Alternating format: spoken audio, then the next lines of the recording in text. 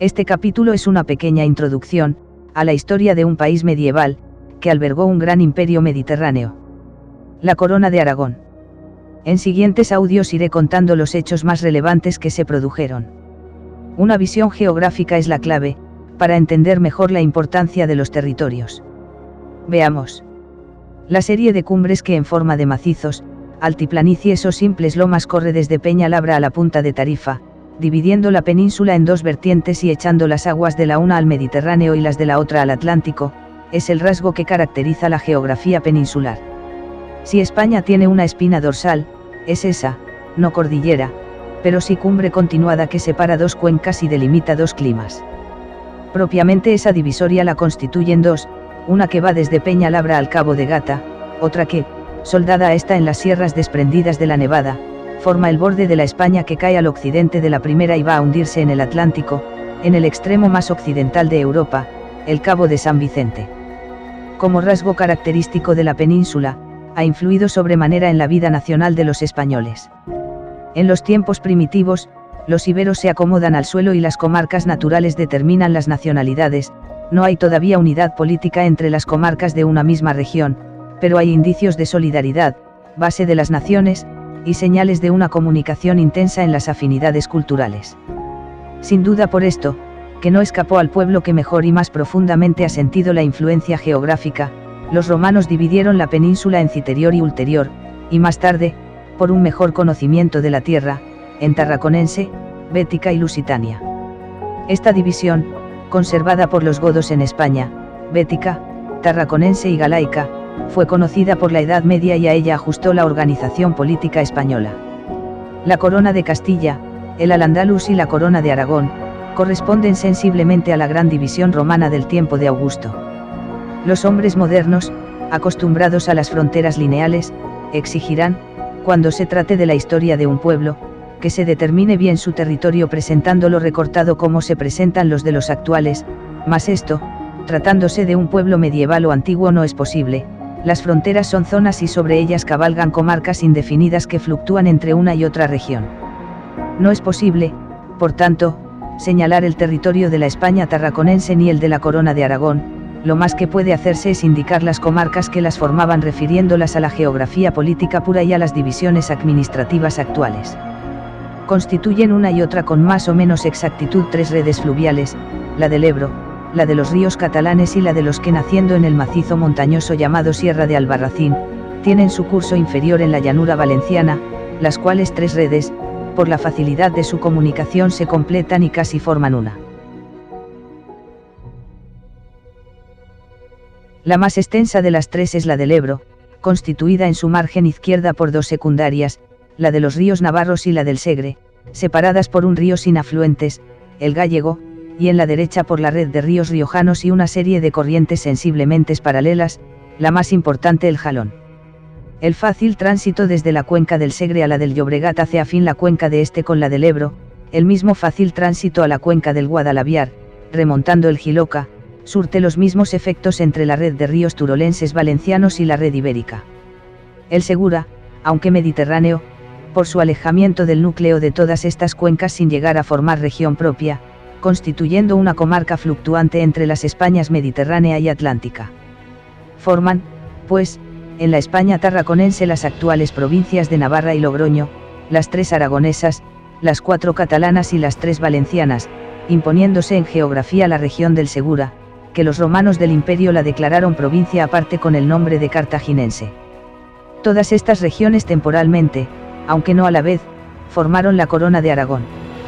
Desde el punto de vista de la geografía política, estas tierras son el Istmo Español, la parte continental de la península, el puente entre la meseta castellana y Europa, y como el rasgo fundamental del Istmo son los Pirineos, si por el Ebro puede llamarse región ibérica, por la cordillera debe llamarse la Pirenaica.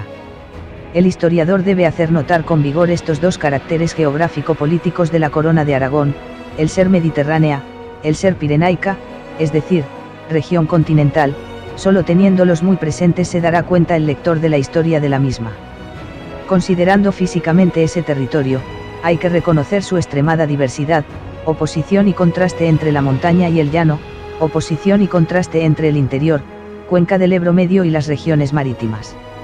A estos hay que añadir los que resultan de los obstáculos a la comunicación que presentan los bordes de la cuenca del Ebro, solo transitables por algunos puntos, que han dado origen a caminos tradicionales. Es, pues, la Corona de Aragón un conglomerado de oposiciones y contrastes, unido por vías de comunicación naturales, que hacen las tierras solidarias. La población. Tierras diversas por su clima, que vale tanto como decir por su producción, han impuesto a los habitantes modos distintos de vida.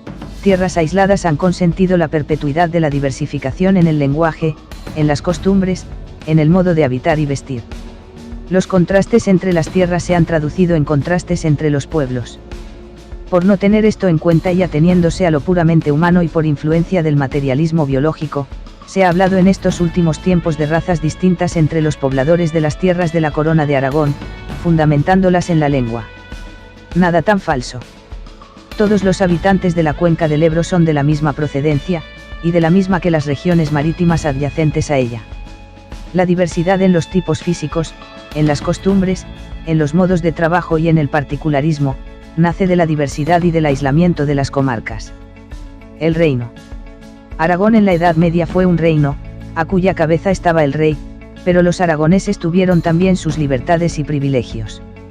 De esas ventajas disfrutaban por haber nacido en Aragón y vivir en su tierra. Eso les defendía legalmente, en caso de ser maltratados o no respetados por los reyes. Cuando un rey comenzaba a gobernar, juraba que guardaría dichas libertades, y si no, los aragoneses podían desobedecerle. Así se fueron creando unas leyes, o fueros, que los protegían, y unos medios para hacerlas cumplir, tanto por parte de quienes mandaban como por parte de quienes obedecían. Los aragoneses tenían unas obligaciones con el monarca, pero también unos derechos. Entre el rey y los súbditos existía un pacto, para mayor ventaja de todos y para seguridad del Estado. El Justicia de Aragón se encargaba de hacer cumplir estas leyes típicas del reino o fueros, y de defender a los aragoneses contra los abusos del rey o de personajes de la corte. Este cargo fue muy importante y característico del Reino de Aragón.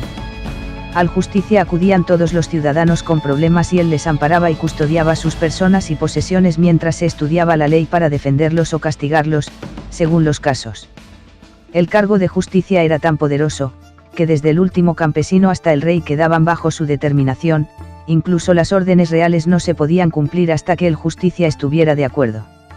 El Justicia de Aragón simbolizó siempre las libertades que gozaron las gentes aragonesas. Las Cortes eran las reuniones que el rey tenía con los aragoneses, para tratar de los intereses del reino y de las necesidades de sus habitantes. El rey tenía poder para reunirlas cuando él quería. En ellas participaban e intervenían los nobles, los altos cargos de la Iglesia, los caballeros, o nobleza de menor categoría, y algunos representantes de las ciudades y lugares de Aragón.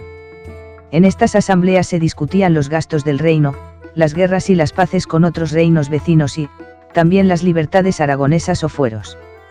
Las cortes aragonesas fueron muy provechosas en su conjunto. La corona.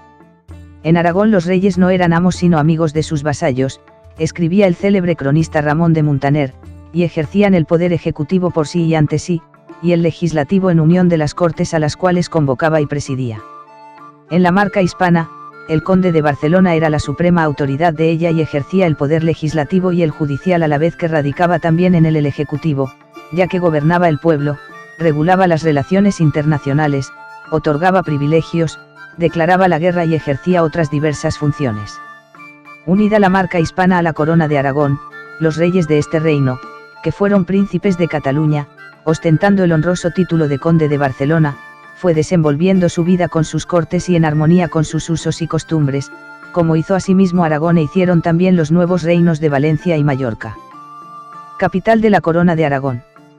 La sede de la coronación era la Seo de Zaragoza desde Pedro II, siglo XII.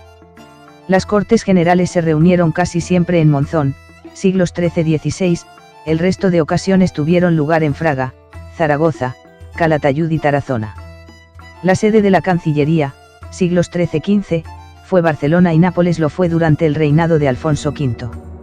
En un periodo comprendido entre el final del reinado de Martín el Humano y el inicio del de Alfonso V, se considera que la capital de facto de la Corona de Aragón fue Valencia.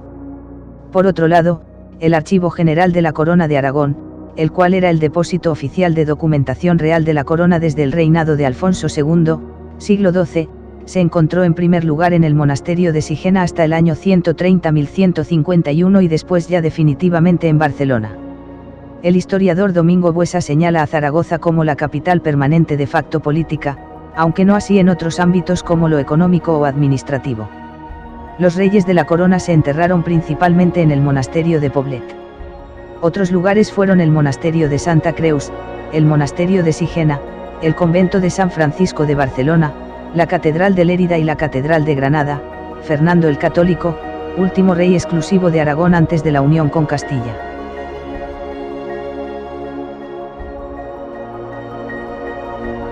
En cuanto a las lenguas que se hablaron en la Corona de Aragón, oficialmente fueron tres: el aragonés, el latín y el lemosín, que era un dialecto occitano, que se le llamó catalán, a partir del siglo XIX. Otras lenguas que se hablaron fueron el árabe, occitano, napolitano, siciliano, sardo y griego. A partir del siglo XIV, con la irrupción de la Casa de Trastámara en la Corona de Aragón, el castellano fue desplazando al aragonés. Y con la unión dinástica de los reyes católicos, poco a poco, acabó imponiéndose el castellano al resto de lenguas que se hablaron en la Corona de Aragón. El lemosino catalán se siguió hablando en lo que hoy es Cataluña, pero debido a la fuerte inmigración de familias que tuvieron del resto de regiones españolas, en el siglo XX, acabó siendo el castellano la primera lengua oficial en Cataluña.